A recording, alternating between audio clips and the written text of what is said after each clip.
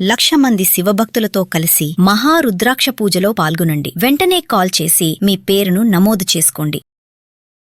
నమస్తే, welcome back to Suman TV. Present మనతో పాటు ఉన్నారు అనలిస్ట్ మందర కృష్ణారెడ్డి గారు. నమస్తే సార్. నమస్తే అమ్మా. Sir, bank loan recovery agents గురించి మాట్లాడుకుంటే, ఈ లోన్ తీసుకోక ముందు మాత్రం 10 సార్లు 100 సార్లు కాల్ చేస్తారు, లోన్ తీసుకోండి. తీరా లోన్ తీసుకున్నాక కొంతమంది కట్టలేనటువంటి పరిస్థితులు ఎదురవుతూ ఉంటాయి. ఇంకా అక్కడి నుంచి చూడండి, వాళ్ళు ఎక్కడుంటే అక్కడికి వెళ్ళడము, వాళ్ళని ఇబ్బంది పెట్టడము, సో ఇలాంటి చాలా జరుగుతూ ఉంటాయి. సో ఆర్బీఐ ఏంటంటే కొత్తగా ఇప్పుడు వీళ్ళకి స్ట్రిక్ట్ యాక్షన్ తీసుకోబోతుంది. అంటే ఎవరైతే ఇలా లోన్ రికవరీ ఏజెంట్లు వేధిస్తారో వాళ్ళని వెళ్ళి కఠిన చర్యలు తప్పవని చెప్తుంది. కొన్ని గైడ్ లైన్స్ కూడా తీసుకురావడం జరుగుతుంది. అక్టోబర్ 1వ తారీఖు నుంచి ఇవి అమలు పరుస్తారంట. ఒక్కసారి ఏంటి గైడ్ లైన్స్ అంటే? ప్రతిరోజు మనం సోషల్ మీడియాలో చూసే పరిస్థితి ఏంటంటే, ముఖ్యంగా ఫోన్లు మనం రిసీవ్ చేసుకునే దాంట్లో బ్యాంకుల నుంచి విరివిగా ఫోన్లు వస్తాయి.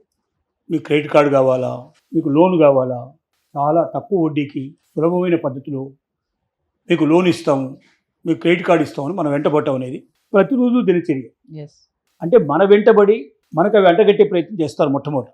సరే, ఆశపడి అవసరాలు ఉండి తప్పని పరిస్థితి లోపల అప్పు కోసం ఎదురు చూసేవాళ్ళు ఈ దేశంలో కోట్ల మంది ఉన్నారు. అంటే ఉన్నదాంట్లో జీవితాన్ని గడపడానికి ప్రయత్నం చేయడం కన్నా అప్పు చేసి పప్పు కూడు తింటే బాగుండు అనేటువంటి భావనతో ఉండేవాళ్ళు ఎక్కువ సంఖ్యలో ఉన్నారు. కానీ అప్పు ఎప్పటికైనా ముప్పే. ఇవాళ మనం వెంటబడిచ్చిన వాడు రేపొద్దున మనం వెంటబడి వసూలు చేసుకుంటాడు అనేటువంటి భావన, ఆలోచన వాళ్ళకి కలగదు. ముందు కొనేసుకున్నామా లేదా, ఏదైనా ఫ్రీగా వస్తే పినాయిల్ తాగడానికి కూడా సిద్ధపడతారు ఈ దేశంలో అనేది ఒక పెద్ద నానుడి. అలాంటి పరిస్థితుల్లో చాలామంది ముందుకు వెళ్ళిపోయి లోన్ తీసుకుంటారు. ఇంకోటి, ఆ లోన్ అప్లికేషను చాలా పెద్దగా ఉంటుంది. 10 పేజీలు 12 పేజీలు, ఒక్కోసారి 20 పేజీల అప్లికేషన్లు కూడా ఉంటాయి. Processing application. ఇక్కడ సంతకాలు పెట్టండి, ఇక్కడ సంతకాలు పెట్టండి, కింద వాళ్ళు టిక్కులు పెట్టి ఇస్తారు. వీళ్ళు శుభ్రంగా సంతకాలు పెట్టుకుంటూ పోతారు. అవన్నీ చదివి దాంట్లో ఉండేటువంటి క్వశ్చన్ వేసేటువంటి అవకాశం కూడా ఉండదు. ఎందుకంటే ఎక్కడ క్వశ్చన్ వేస్తే ఇచ్చేటువంటి లోన్ కూడా ఎక్కడ ఆపేస్తాడని భయంతో వాళ్ళు ఏం మాట్లాడకుండా తీసేసుకుంటారు. వాటిలో ఎలా రాసుకుంటారంటే, ఇవ్వకపోతే నిన్ను ఎత్తుకొచ్చి మా దగ్గర ఉంచి ఎంక్వైరీ చేసి నీతో డబ్బులు కట్టించుకునే హక్కు మాకు ఉంటుందంటూ కూడా ఇట్లా రాయించుకుంటారు వాళ్ళు. ఆర్బీఐ కొన్ని సూత్రాలు ముందుగానే పెట్టింది. రిజర్వ్ బ్యాంక్ ఆఫ్ ఇండియాకు అనుగుణంగానే ఈ దేశం లోపల ఎవరు అప్పులు ఇచ్చినా, ఎవరు బ్యాంకులు నడిపినా, ఎవరు స్మాల్ ఫైనాన్స్ కంపెనీస్ నడిపినా, ఏ చిట్ ఫండ్ కంపెనీలు నడిపినా, ఏది నడిపినా ఖచ్చితంగా ఆర్బీఐ రూల్స్ ప్రకారం ఉండాల్సి తప్ప ఆర్బీఐ రూల్స్కు వ్యతిరేకంగా పోవడానికి వీలేదు.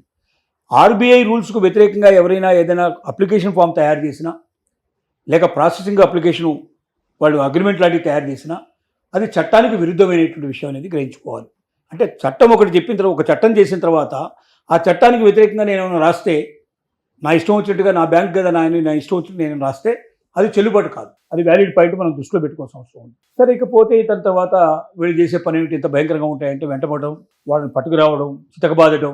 తర్వాత ఈ మధ్యకాలంలో కొంతమంది అయితే ఈ ఆన్లైన్ లోపలే ప్రాసెసింగ్ చేసేసి 5,000, 10,000, 20,000 ఇచ్చేసి వాళ్ళ ఫోటోలు ఇట్లా అన్నీ తీసుకొని, వాళ్ళ బంధువులకు సంబంధించిన అన్ని మొత్తం అందరికి సంబంధించినటువంటి సోషల్ మీడియాకి సంబంధించిన అకౌంట్స్ అన్ని తీసుకొని వాళ్ళని మార్ఫింగ్ చేసినటువంటి ఫొటోసు నగ్నంగా పంపించేసి వాళ్ళ జీవితాలతో ఆడుకున్నటువంటి సంఘటనలు, ఆత్మహత్యలు చేసుకున్న సంఘటనలు కొల్లలుగా జరిగాయి.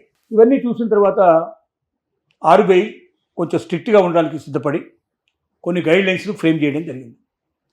ఈ గైడ్ లైన్స్ని అక్టోబర్ 1 తర్వాత దీన్ని అమలు చేయడానికి సిద్ధంగా ఉంది. వీటి లోపల ఏంటంటే, చిన్న బ్యాంకులు రావంటున్నారు, అంటే కొంచెం మినహాయింపిస్తున్నారు. లోకల్ బ్యాంకులు రావంటున్నారు, తర్వాత స్మాల్ ఫైనాన్స్ కంపెనీస్ రావంటున్నారు.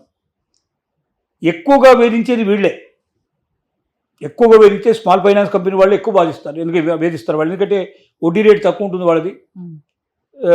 ఇచ్చే టైం కూడా 1 month, 2 months, 3 months అట్లా ఇస్తారు వాళ్ళు. 1 year లోపల ఉండేటువంటి వడ్డీలో ఇస్తారు వాళ్ళు. తక్కువ పీరియడ్కి ఇస్తారు, తక్కువ వడ్డీకి ఇస్తారు. ఇవ్వకపోతే వెంటబడి వేధిస్తారు, కాల్చు తింటారు. వీళ్ళని కాదంటే చాలా ఎక్కువ భాగాన్ని మనం లాభపడే వాళ్ళు పోగొట్టుకున్నట్టే లెక్క, ఒక రకంగా చెప్పాలంటే.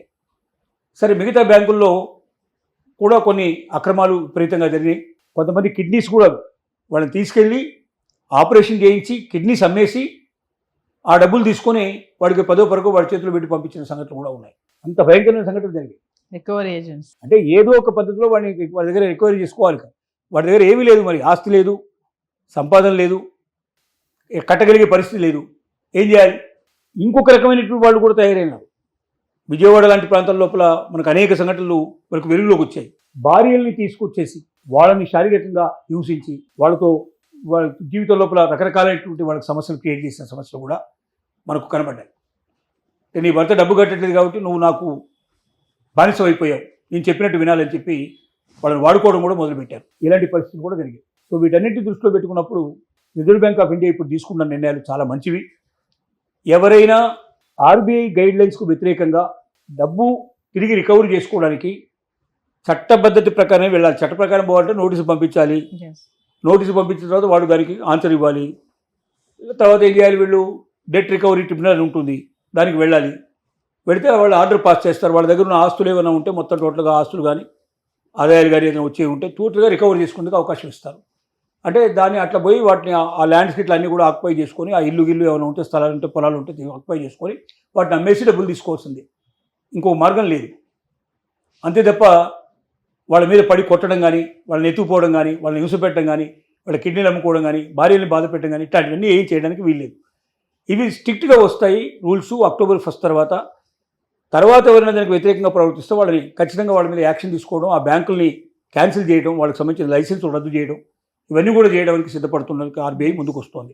ఇదంతా బాగానే ఉంది, కానీ ఆర్బీఐ మరొకసారి ఆలోచించాల్సింది అంటే స్మాల్ ఫైనాన్స్ కంపెనీస్ని కూడా దీంట్లోకి తీసుకురావాలి, లోకల్ బ్యాంక్స్ను కూడా దీంట్లోకి తీసుకురావాలి. ఎందుకంటే వాళ్ళే ఎక్కువగా ఇలాంటి వాటికి పాటుపడుతుంటారు. కాబట్టి వాళ్ళ నుంచి 50% పీపుల్ వాళ్ళే ఉన్నారు. కాబట్టి వాళ్ళ నుంచి కూడా రక్షణ కల్పించాల్సిన బాధ్యత ఆర్బీఐకి ఉంది. కాబట్టి సీరియస్గా తీసుకొని చేసే పనిని పూర్తిగా చేస్తే చాలా సహకారంగా ఉంటుంది, ప్రజలకు ఎంతో మేలు జరుగుతుందని మన విజ్ఞప్తి.